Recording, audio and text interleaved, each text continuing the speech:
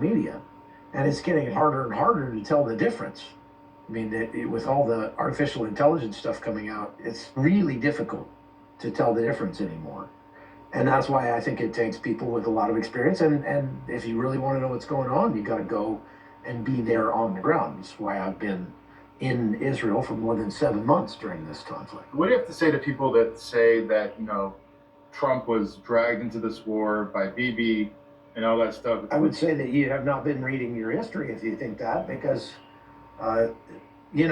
Iran has a special day, November 4th, set aside as Death to America Day.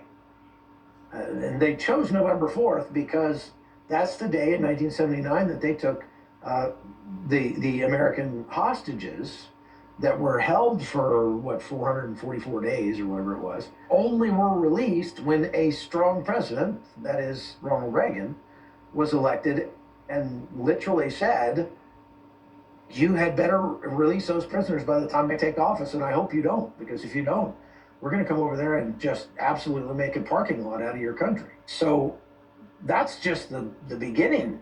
There were more than 1,000 Americans that have been killed by Iranians over the intervening time period between then and now. In the Beirut barracks bombing in Iraq and Afghanistan, with all the explosively formed penetrators that were shipped into those countries by Iran. The kill squads that Iran has sent after President Trump more than once, and other high-ranking officials like Oliver North and several others, and former Secretary of State Mike Pompeo. They had attempted to assassinate Americans, and they had been successful at killing a lot of American soldiers and civilians over the last 3 years. So if you could say that there was no threat from Iran, you just don't know your history.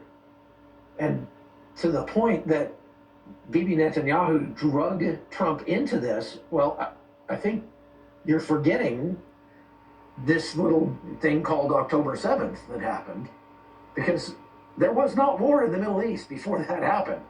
And as it turns out, October 7th was planned and facilitated by Iran through its proxy network, Hamas. So we wouldn't have a war at all if it hadn't been for October 7th. That wasn't Bibi Netanyahu's fault. I've been working on my muscle pictures some more. I'm still not done with it. What it displays when people say that, I'm starting a few other ones. A deep-seated desire. I like it. To try to make the United States and Israel the bad guys. And what is disturbing is that so much of that, I mean, we've always known that the hard left hates America, would love to see it all torn down.